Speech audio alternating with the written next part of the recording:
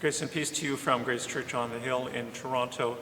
We've been talking about the life, the poetry, the thought of the Nobel Prize winning literary guru, dramatist, poet, literary critic, author, lecturer, T.S. Eliot. We're talking about him not because he's just a great poet, but because he's a great Christian.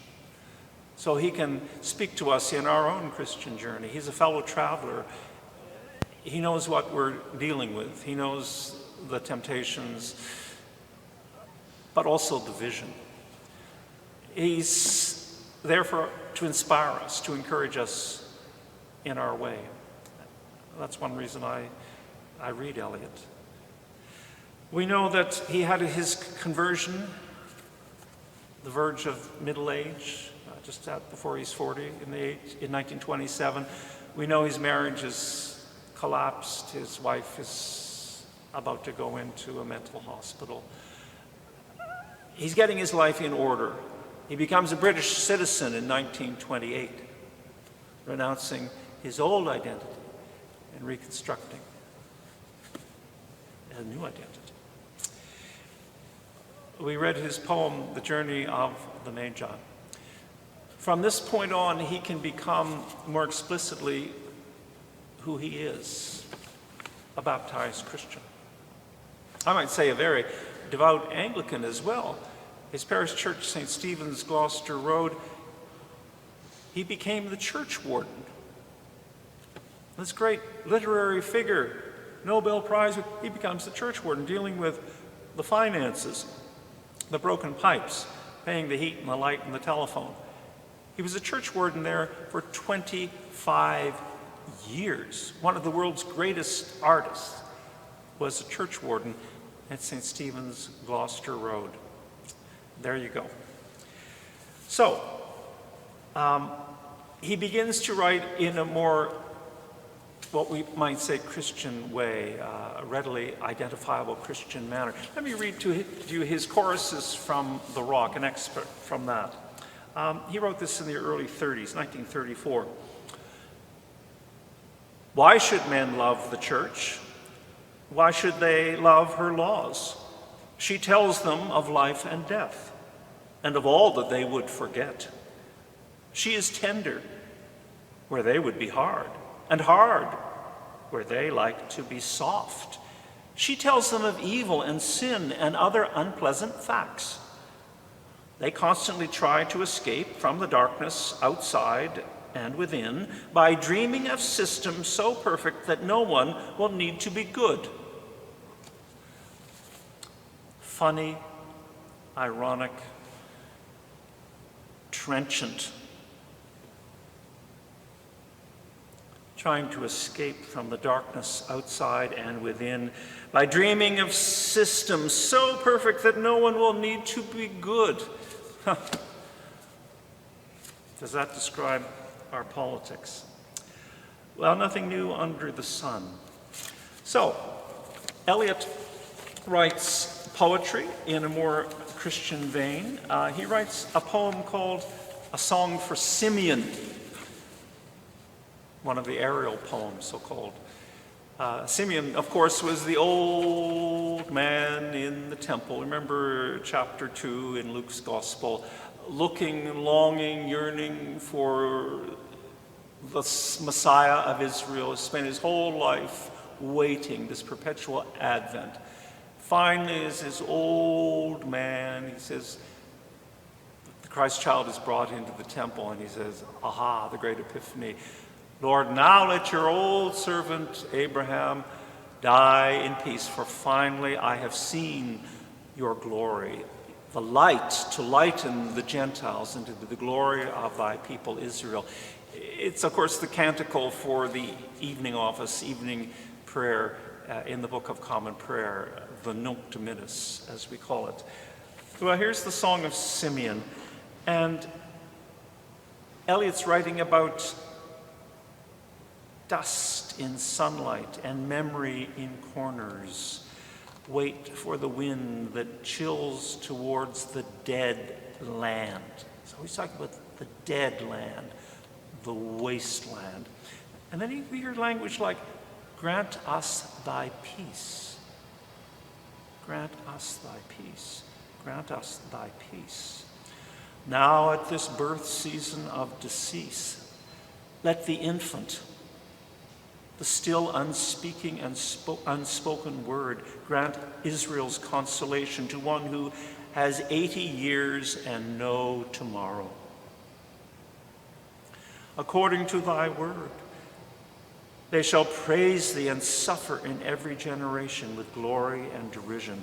Light upon light, mounting the saints' stair. Not for me, the martyrdom, the ecstasy of thought and prayer. Not for me, the ultimate vision. Grant me thy peace. And a sword shall pierce thy heart, Mary, thine also. I am tired with my own life and the lives of those after me. I am dying in my own death and the deaths of those after me. Let thy servant depart, having seen thy salvation. Well, there's the world-weary voice of an old, jaded man who has waited and waited, but finally he can die in peace, like old Simeon, having seen thy salvation. Dante, of course, called it the beatific vision, which was the end of the stairway of ascent.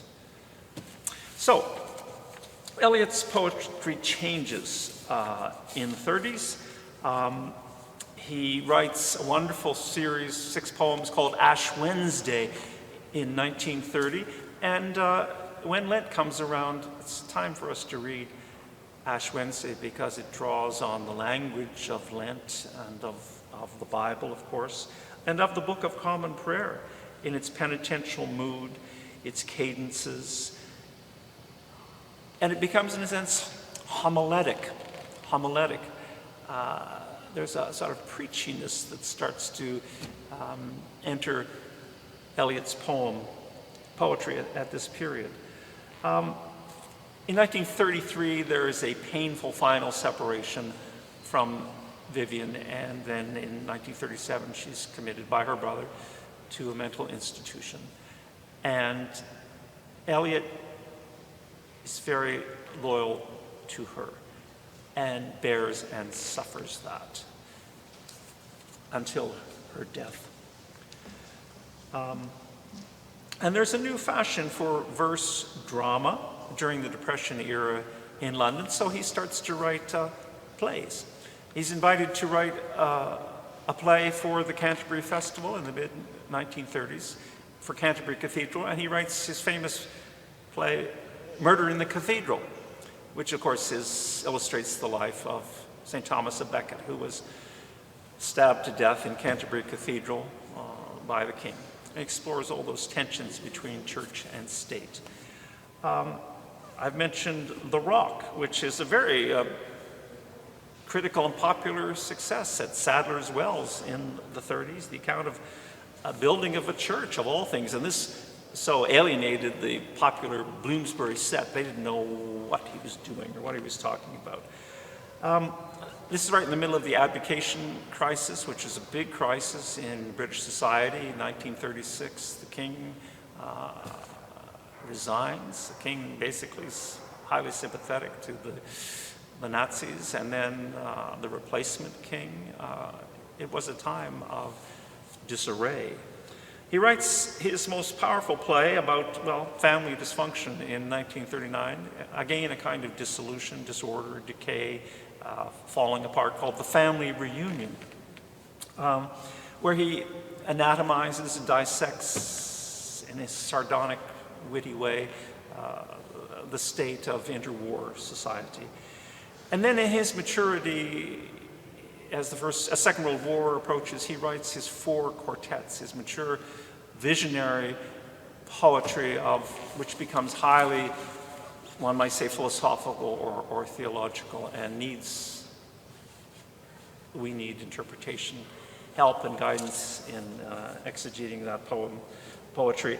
Richly elusive poems like Burnt Norton, which is a manor house in Gloucester, and the poem 1941, Little Gidding, which was the ancestral village of the Eliot family. East Coker, I'm sorry, it was. And then his poem called Dry Salvages, which is off the coast of Massachusetts. He wrote famously, "In my end is my beginning." In other words, the possibility of grace for the sinner, for rebirth, for baptism, for regeneration, for a new start, for a new way, fruitful way forward on the journey.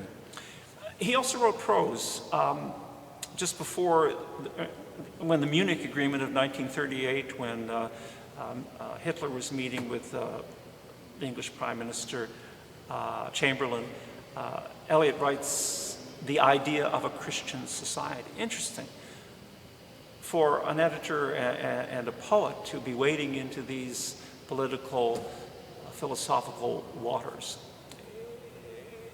A tract worth reading, actually. His central thesis is if Christianity disappears, as it's held together, it's the glue of Western civilization and culture, if that disappears, the triumph of fascism or the triumph of communism, culture itself collapses and disappears, and replaced by the culture of barbarism, degradation, vapid, shallow emptiness. I think we see signs of that in our own time, in fact. But he writes, to identify any particular form of government with Christianity is a dangerous error. So that's clear. Christianity isn't dependent on any particular kind of government, for it confounds the permanent with the transitory, the absolute with the contingent. Well, he was always working in distinctions as a philosopher, wasn't he? His play, The Cocktail Party, was a great success, comic success on Broadway in the early 1950s. He could write a play and make it work. He wrote The Elder Statesman in 1958, a very successful play as well. The year before, at the age of 68, as I said, Valerie rescued him, I guess. His young secretary, Faber and Faber, he worked with for a few years. Did she propose to him, or did he propose to her? Well, they were married, and they were the happiest years, personally, of his life. He had other women friends earlier in his life, and perhaps some of them were disappointed that he never asked them to marry him. But there we are, a rich and enthralling life of a great artist, poet, dramatist, thinker. But after 1927, qualified a Christian thinker. And that's why those of us who call ourselves Christians, I think, should feel free to access the riches of Eliot's own journey. I think we'll recognize a lot about ourselves in his words. And I think we'll find also encouragement, hope, dare I say, grace for our own pilgrimage. Grace and peace to you from Grace Church on the Hill, Toronto.